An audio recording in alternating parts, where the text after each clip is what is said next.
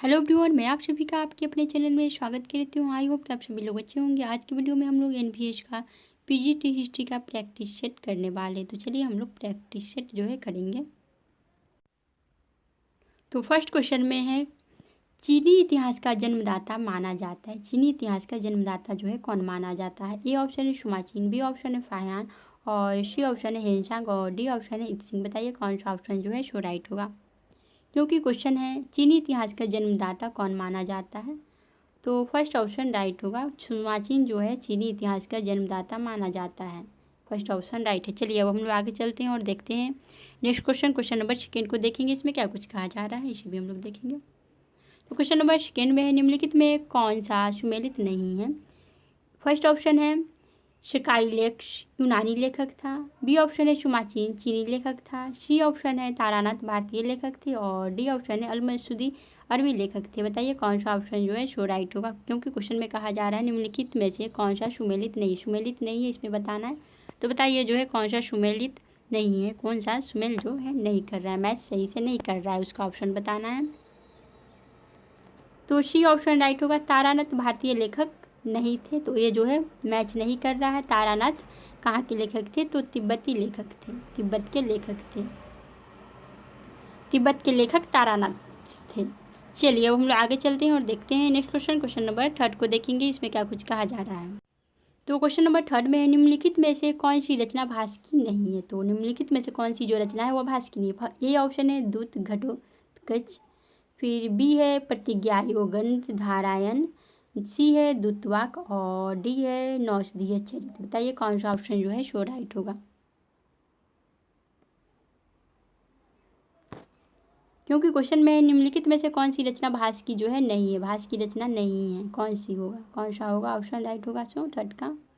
तो इसका D option right होगा। नौषधीय चरित जो है भास की रचना नहीं है, यह श्रीहर्ष के द्वारा लिखा गया है। नौषधीय चरित जो है श्रीहर्ष के द्वारा लिखा गया है, श्रीहर्ष के द्वारा लिखा गया है। बाकी सभी जो है ये सब भास के द्वारा लिखा गया है, रचित है। चलिए अब हम लोग आगे चलते हैं और देखते हैं next question. Question number fourth को देखेंगे, इसमें क्या कुछ कहा जा रहा है।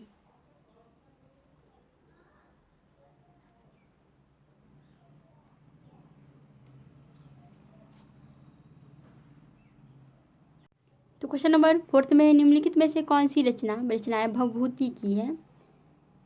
महावीर चरित, मालती माधव, उत्तर रामचरित और चतुर्वर्ग संग्रह। ए में है 1 एवं 2 सही है, बी में है 2 एवं 4 सही है, सी में है केवल 1 सही और डी में है 1 2 3 जो है सही है। बताइए कौन सा ऑप्शन जो है फोर्थ का राइट होगा। तो इसका डी ऑप्शन राइट होगा। 1 2 और 3 जो है सो राइट होगा। कौन सी रचना भवभूति की है? तो देखेंगे तो महावीर चरित जो है भवभूति के द्वारा लिखा गया है। उसके बाद मालती माधव भी भवभूति के द्वारा लिखा गया है। उसके बाद उत्तर रामचरित भी जो है भवभूति के द्वारा लिखा गया है। तो 1 2 और 3 ऑप्शन राइट है। चलिए अब हम लोग आगे चलते हैं और देखते हैं नेक्स्ट क्वेश्चन। क्वेश्चन नंबर 5 को देखेंगे, इसमें क्या कुछ कहा जा रहा है क्वेश्चन नंबर 5 को।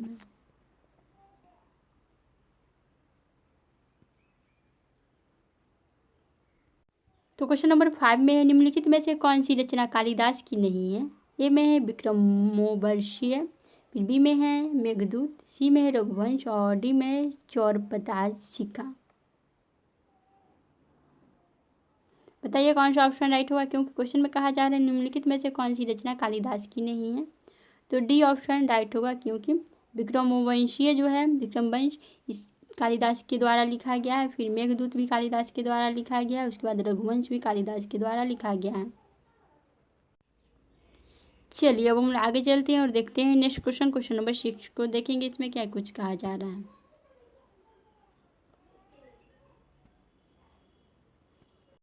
तो क्वेश्चन नंबर 6 में है, निम्नलिखित में से कौन सा नाटक नहीं है, कौन सा जो है नाटक नहीं है? ए में है अभिसारिका बच्चितकम, बी में है उत्तर रामचरित, सी में है कौमुदी महोत्सव और डी में है कला विलास। कौन सा जो है नाटक नहीं है इसमें बताना है, आप लोग बताइए 6 नंबर क्वेश्चन का। तो इसका डी ऑप्शन राइट होगा। कला विलास जो है नाटक नहीं है, बाकी सभी नाटक है। चलिए अब हम लोग आगे चलते हैं और देखते हैं नेक्स्ट क्वेश्चन। क्वेश्चन नंबर 7 को देखेंगे, इसमें क्या कुछ कहा जा रहा है। क्वेश्चन नंबर 7 में कहा जा रहा है तहकीक ए हिंद के लेखक कौन है। तो ए है सुलेमान, बी है अलमसूदी, सी है अलबरूनी और डी है जियाउद्दीन बरनी। बताइए कौन सा ऑप्शन जो है 7 का राइट होगा। तो इसका सी ऑप्शन राइट होगा। तहकीक ए हिंद किसके द्वारा लिखा गया है, किसकी रचना है। तो अलबरूनी की रचना तहकीक ए हिंद है। अलबरूनी महमूद गजनबी के समकालीन था, उसी के दरबार में कवि था। चलिए अब हम लोग आगे चलते हैं और देखते हैं क्वेश्चन नंबर 8 को, उसमें क्या कुछ कहा जा रहा है। क्वेश्चन नंबर 8 में कहा जा रहा है ऐसी मान्यता है कि जैनों के मूल आगम में थे। ए में है 6 अंक, बी में है 8 अंक और सी में है 10 अंक और डी में है 12 अंक। बताइए कौन सा ऑप्शन राइट होगा, क्योंकि क्वेश्चन में ऐसी मान्यता है कि जैनों के मूल आगम में थे। क्या थे, कितने अंक थे जैनों के मूल आगम में थे। तो इसका डी ऑप्शन राइट होगा। जैनों के मूल आगम में 12 अंक थे, 12 थे। चलिए अब हम लोग आगे चलते हैं और देखते हैं नेक्स्ट क्वेश्चन, क्वेश्चन नंबर 9 को देखेंगे। इसमें क्या कुछ कहा जा रहा है क्वेश्चन नंबर 9 में। क्वेश्चन नंबर 9 में है कल्हण द्वारा रचित राजतरंगिणी में वर्णन है। ए में है विजयनगर साम्राज्य का, बी में है कश्मीर के क्रमबद्ध इतिहास का, सी में है मौर्य वंश वैशुंग वंश का, फिर डी में है बौद्ध धर्म का। तो इसका बी ऑप्शन राइट होगा। कल्हण द्वारा रचित राजतरंगिणी में वर्णन है कश्मीर के क्रमबद्ध इतिहास का। राजतरंगिणी कल्हण के द्वारा लिखा गया है और इसमें कश्मीर के शासकों के बारे में लिखा गया है क्रमबद्ध तरीके से। चलिए अब हम लोग आगे चलते हैं और देखते हैं नेक्स्ट क्वेश्चन, क्वेश्चन नंबर 10 को देखेंगे। इसमें क्या कुछ कहा जा रहा है।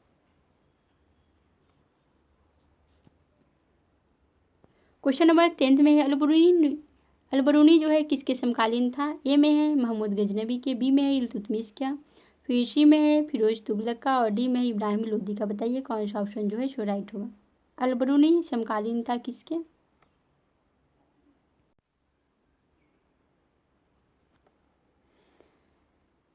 अलबरूनी महमूद गजनबी का समकालीन था। ये ऑप्शन जो है सो राइट होगा। चलिए अब हम लोग आगे चलते हैं और देखते हैं नेक्स्ट क्वेश्चन, क्वेश्चन नंबर 11 को देखेंगे। इसमें क्या कुछ कहा जा रहा है।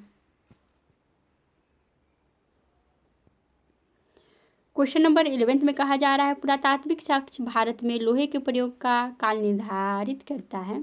ए में है 700 ईसा पूर्व, बी में है 1100 ईसा पूर्व और सी में है 800 ईस्वी पूर्व और डी में है 900 जो है ईसा पूर्व। बताइए कौन सा ऑप्शन जो है सो राइट होगा 11 नंबर का। तो इसका बी ऑप्शन राइट होगा 1100 ईसा पूर्व। चलिए अब हम लोग आगे चलते हैं और देखते हैं क्वेश्चन नंबर 12 को, उसमें क्या कुछ कहा जा रहा है। क्वेश्चन नंबर 12 को, क्वेश्चन नंबर 12 में है अधोलिखित में से कौन सा वेदों का अंग नहीं है। कौन सा जो है वेदों का अंग नहीं है।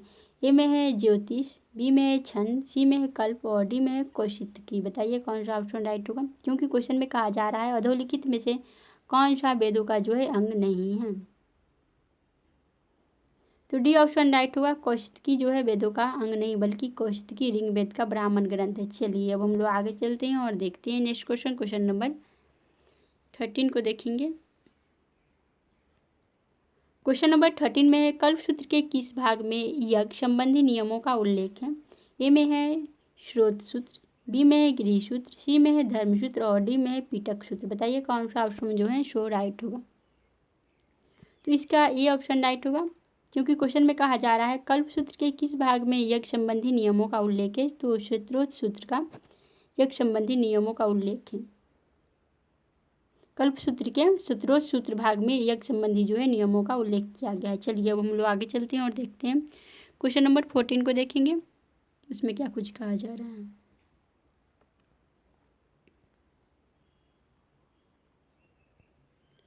क्वेश्चन नंबर 14 में कहा जा रहा है कल्पसूत्र के किस भाग में मनुष्य के लौकिक तथा परलौकिक कर्तव्यों का विवेचन किया गया है। ए में है शत्रुत सूत्र, बी में है पीटक सूत्र, सी में है गृह सूत्र और डी में है धर्म सूत्र। बताइए कौन सा ऑप्शन जो है सो राइट होगा। तो इसका सी ऑप्शन राइट होगा गृह सूत्र, क्योंकि क्वेश्चन में कहा जा रहा है कल्पसूत्र के किस भाग में मनुष्य के लौकिक तथा परलौकिक कर्तव्यों का विवेचन किया गया है। तो गृह सूत्र में। कल्पसूत्र जैन ग्रंथ है। चलिए अब हम लोग आगे चलते हैं और देखते हैं नेक्स्ट क्वेश्चन, क्वेश्चन नंबर 15 को देखेंगे। इसमें क्या कुछ कहा जा रहा है। तो क्वेश्चन नंबर 15 में कहा जा रहा है पतंजलि ने अष्टाध्यायी पर महाभाष्य नामक टीका किस सदी में जो है लिखी। ये ऑप्शन है ईस्वी पूर्व प्रथम सदी, फिर बी ऑप्शन है ईस्वी पूर्व द्वितीय सदी, और फिर सी ऑप्शन है ईस्वी पूर्व तृतीय सदी, और डी ऑप्शन है ईस्वी पूर्व चतुर्थ सदी। बताइए कौन सा ऑप्शन राइट होगा 15 नंबर का। तो इसका बी ऑप्शन राइट होगा। ईस्वी पूर्व द्वितीय शताब्दी में जो है पतंजलि ने अष्टाध्यायी पर महाभाष्य नामक टीका लिखा था। पतंजलि पुष्यमित्र शुंग के दरबार में रहता था। दरबारी कवि था पुष्यमित्र शुंग का पतंजलि। चलिए अब हम लोग आगे चलते हैं और हम लोग देखेंगे नेक्स्ट क्वेश्चन, क्वेश्चन नंबर 16 को देखेंगे। क्वेश्चन नंबर 16 में कहा जा रहा है सबसे प्राचीन स्मृति मनु स्मृति का काल माना जाता है। ये ऑप्शन है 200 ईसा पूर्व से 200 ईस्वी तक, फिर बी ऑप्शन है 100 ईस्वी से 300 ईस्वी तक, फिर सी ऑप्शन है 300 ईसा पूर्व से 300 ईस्वी तक, डी ऑप्शन है 300 ईस्वी से 400 ईस्वी तक। बताइए कौन सा ऑप्शन जो है सो राइट होगा 16 नंबर क्वेश्चन का। 60 नंबर क्वेश्चन का फर्स्ट ऑप्शन राइट होगा 200 ईस्वी पूर्व से 200 ईस्वी तक। चलिए अब हम लोग आगे चलते हैं और देखते हैं नेक्स्ट क्वेश्चन। सबसे प्राचीन स्मृति मनु स्मृति का काल जो है 200 ईस्वी पूर्व से 200 ईस्वी तक। चलिए अब हम लोग आगे चलते हैं और देखते हैं नेक्स्ट क्वेश्चन, क्वेश्चन नंबर 17 को देखेंगे। तो इसमें कहा जा रहा है अरबी लेखक सुलेमान ने इस वंश के राजाओं के विषय में लिखा। ए में है पाल, बी में है प्रतिहार, सी में है चोल और डी में है चेर। बताइए कौन सा ऑप्शन राइट होगा।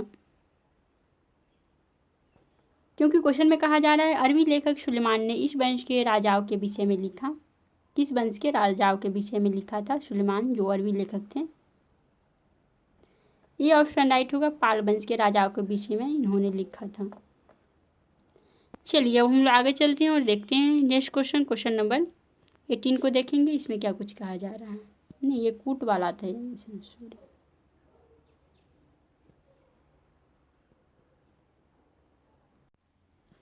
तो फिर से इस क्वेश्चन को देख लेते हैं। इसमें कहा जा रहा है अरबी लेखक सुलेमान ने इस वंश के राजाओं के विषय में लिखा था। ए ऑप्शन है पाल, बी ऑप्शन है प्रतिहार, सी है चोल और डी है चेर। नीचे दिए गए कुट से सही उत्तर का चयन कीजिए। ये ऑप्शन है 1 एवं 2, बी ऑप्शन है केवल फर्स्ट, सी ऑप्शन है 1 एवं 2 एवं 3 और डी ऑप्शन है 1 2 3 एवं 4। बताइए कौन सा ऑप्शन जो है सो राइट होगा 17 का। तो इसका फर्स्ट ऑप्शन राइट होगा 1 एवं 2। पाल और प्रतिहार राजाओं के विषय में अरबी लेखक सुलेमान ने लिखा था। चलिए अब हम लोग आगे चलते हैं और देखते हैं क्वेश्चन नंबर 18 को। इसमें क्या कुछ कहा जा रहा है। क्वेश्चन नंबर 18 में कहा जा रहा है इब्न बतूता ने अपना यात्रा वृत्तांत इस नाम से लिखा है। ए में है फाक कायू, बी में है रेहान और सी में है रेहला और डी में है शी यू की। बताइए कौन सा ऑप्शन राइट होगा।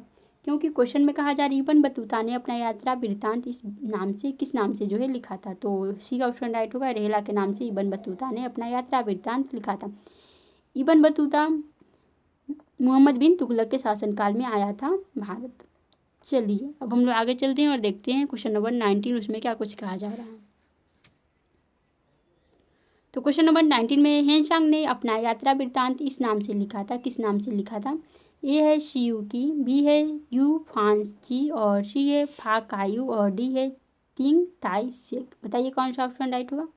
क्योंकि क्वेश्चन में कहा जा रहा है हेनसांग ने अपना यात्रा वृत्तांत इस नाम से लिखा था। तो फर्स्ट ऑप्शन राइट होगा, सी यू की के नाम से हेनसांग ने अपना यात्रा वृत्तांत लिखा था। हेनसांग हर्षवर्धन के दरबार में आया था। चलिए अब हम लोग आगे चलते हैं और देखते हैं क्वेश्चन नंबर 12 इसमें क्या कुछ कहा जा रहा है।